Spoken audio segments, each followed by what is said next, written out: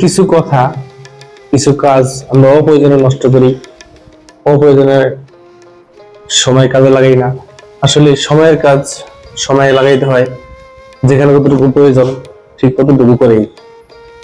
তো যে কথা বলতে গেছিলাম, একজন মা একজন ফ্যামিলি বুঝতে পারে তার আপন মানুষ, প্রিয় মানুষটা কোনো ক্ষতি হয়ে গেলে তার কতটুকু কষ্ট হয়।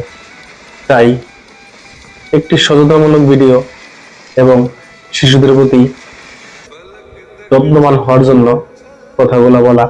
তাই আপনারা সবাই, আমি কখনো এভাবে রিকোয়েস্ট করছি কিনা আমার মনে নাই বা মনে হয় না, এই কথাগুলা শেয়ার করে সর্বোচ্চ মানুষের কাছে পৌঁছে দিবেন, যেন প্রত্যেকটা শিশুদেরকে যত্ন করে ধীরে সুস্থে মানুষ খাওয়াইতে পারে।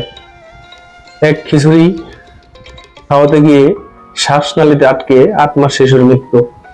তার আত্মনাদ, তার ফ্যামিলির, তার বাপ মার আত্মনাদ গুলো আছে, এগুলো চোখে দেখলে বুঝতে পারতেন কতটুকু কষ্ট। তাই বাচ্চাদেরকে ধীরে সুস্থে খাওয়ান।